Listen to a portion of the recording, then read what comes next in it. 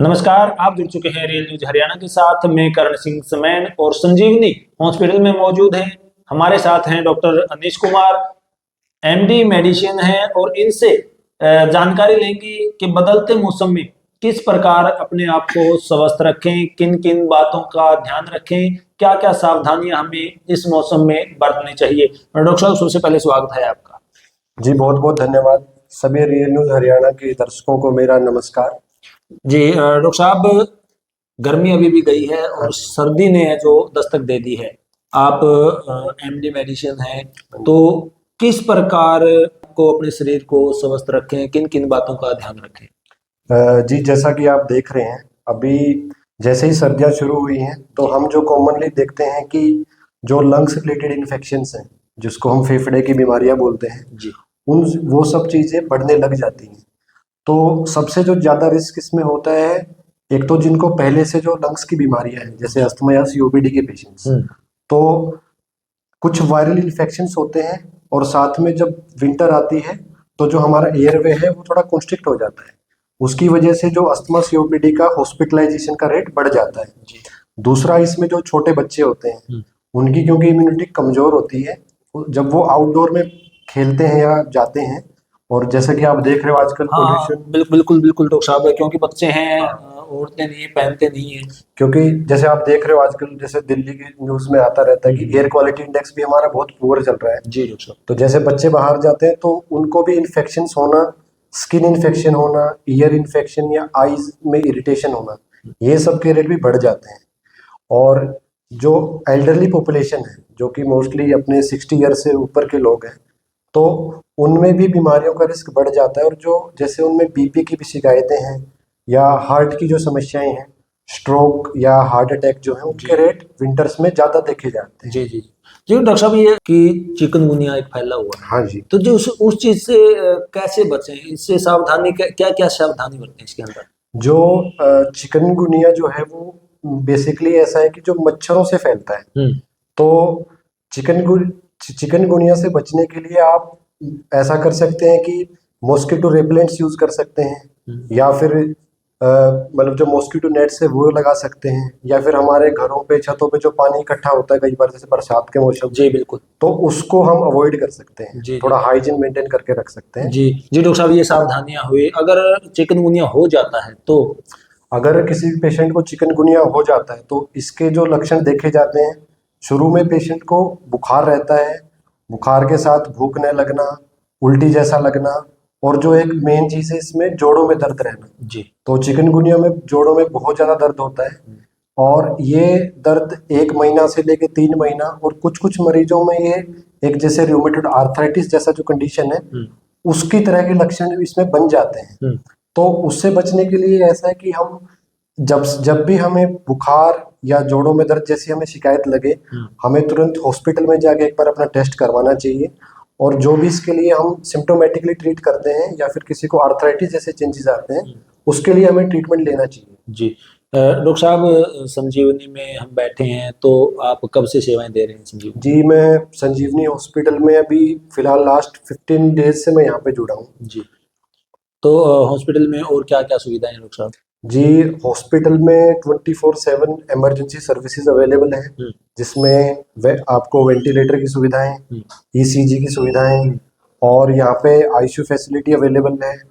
24/7 doctors and staff available रहता है। कोई भी पॉइजनिंग का पेशेंट हो, हार्ट अटैक का, स्ट्रोक का, और हर तरह की इन्फेक्शंस या बीमारियां, इन सब का इलाज यहाँ पे। डॉक्टर साहब, आपने जिक्र किया हार्ट अटैक का। हाँ जी। अगर हार्ट अटैक का जैसे लक्षण दिखाई दें, क्योंकि सर्दियां हैं, सर्दियों में खून का जो थक्का है वो जमना लाजमी है, बिल्कुल। जम जाता है, तो उसको कैसे फर्स्ट एड कैसे दें? इसमें सबसे पहले हमें समझना होगा कि हार्ट अटैक क्या है और हार्ट अटैक के लक्षण क्या होते हैं। तो हार्ट अटैक एक है कि जब जो हमारी जो ब्लड वेसल्स हैं जो हार्ट को सप्लाई करती हैं, उसमें अगर ब्लॉकेज हो जाए, उसकी वजह से हमें हार्ट अटैक के लक्षण आते हैं। तो इसके जो लक्षण है मेनली छाती में दर्द होना, छाती में दबाव महसूस होना, और कुछ पेशेंट्स में छाती में दर्द नहीं होता लेकिन अपने आप सांस फूलती है मरीजों की, और दर्द जो है इसका छाती से बाजुओं में जा सकता है। तो ये उनके लक्षण हो सकते हैं।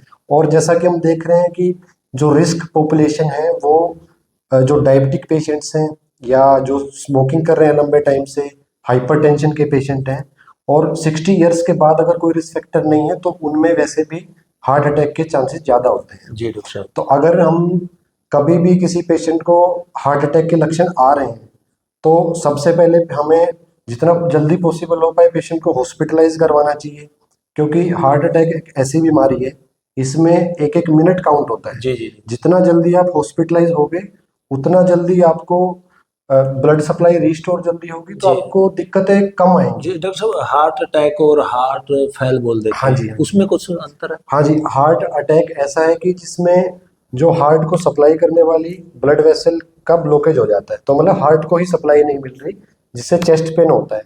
और जो हार्ट फेलियर जब हम बोलते हैं वो होता है कि जब हार्ट की जो पंपिंग की एक्टिविटी है वो पूरी तरह काम नहीं करती। तो उसमें क्या होता है कि जो उसके लक्षण हैं जैसे पैरों में सूजन आना, सांस फूलना, और इसके सांस फूलना, पैरों में सूजन आना, ये खांसी बलगम होना, हार्ट फेलियर के ये लक्षण होते हैं। तो हार्ट फेलियर, हार्ट अटैक दोनों अलग अलग चीजें हैं और जी। इनका इलाज भी अलग अलग होता है। जी डॉक्टर साहब। तो डॉक्टर साहब, अगर बात करें, आपने आपके हॉस्पिटल में कहा कि अगर कोई जहर पी लेता है या जहरीला कोई जानवर उसको काट लेता है, उसकी भी सुविधाएं यहाँ पर? हाँ जी, उसकी भी यहाँ पे सुविधाएं उपलब्ध हैं। जैसे कि कोई भी पॉइजनिंग का पेशेंट है, जैसे हमारे ग्रामीणों में हम देखते हैं कि ऑर्गेनोफॉस्फोरस, जिसको हम सप्रा के नाम से जानते हैं, जी जी जी। तो उसके मरीज काफी देखने को मिलते हैं। तो उसमें हमें क्या करना चाहिए कि मतलब जो हम फर्स्ट एड प्रोवाइड कर सकते हैं घर पे, जी पेशेंट को सबसे पहले जो भी कीटनाशक दवाई है उससे हमें दूर करना है। उसके अगर कपड़ों पे लगी हुई है दवाइयाँ तो कपड़े उसके चेंज करने हैं।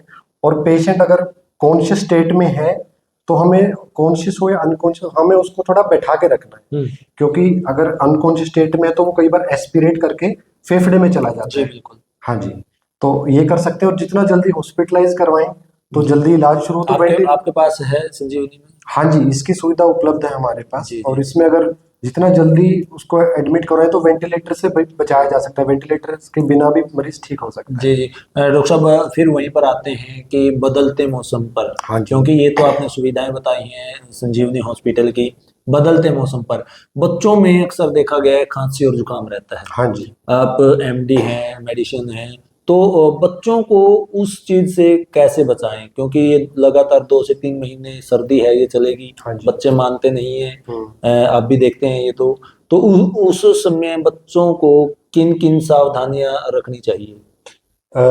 इसमें ऐसा है कि बच्चों को जितना, जैसे हम अर्ली मॉर्निंग में देखते हैं, थोड़ा विंटर उस टाइम पे टेम्परेचर ज्यादा लो रहता है, और जब ज्यादा स्मोक हो, मतलब ज्यादा कोहरा हो अर्ली मॉर्निंग में, जी तो उस टाइम पे जो बच्चे जैसे स्पोर्ट्स एक्टिविटीज हम करते हैं तो हमें अर्ली मॉर्निंग में थोड़ा सा अवॉइड करना चाहिए। दूसरा, बच्चों का हाइड्रेशन हमें मेंटेन करना चाहिए। और तीसरा कि जब अगर कोई इन्फेक्टेड पेशेंट अपने घर पे हो, अपने आस पड़ोस में हो, तो वहां उनसे एक्सपोजर बच्चे का कम से कम रखना चाहिए। यानी छोटे बच्चों को उनसे अलग हाँ रखें। जी, उनसे पेशेंट से अलग रखना चाहिए बच्चों। डॉक्टर साहब, हमारे दर्शकों को क्या कहना चाहेंगे? जी, मैं यही बताना चाहूँगा कि जो जो मैंने आपको चीज़ें बताई हैं, जैसे बदलते मौसम के हिसाब से, तो हमें उस चीज़ पे उस चीज़ के हिसाब से काम करना चाहिए। हमें अर्ली मॉर्निंग में जब ज़्यादा टेम्परेचर लो हो या ज़्यादा स्मोक हो, ज़्यादा कोहरा हो, तब हमें आउटडोर की एक्टिविटीज़ अवॉइड करनी चाहिए। पूरे शरीर को कवर करके रखना चाहिए। और अगर कोई जैसे ज़्यादा पोल्यूटेड एनवायरनमेंट में है, जैसे कि अगर कोई दिल्ली में जॉब कर रहा है या कोई जैसे एयर क्वालिटी इंडेक्स पुअर है जहाँ का, तो वहाँ पे हमें हो सके तो N95 मास्क यूज करो। अगर वो अवेलेबल नहीं है तो मफलर से या रुमाल से अपना नाक और मुंह को ढक के रखना चाहिए। जी, धन्यवाद डॉक्टर साहब जानकारी देने के लिए। तो दर्शकों के लिए ये एक बड़ी बदलते मौसम को लेके जानकारी हम लेके आए थे संजीवनी हॉस्पिटल में।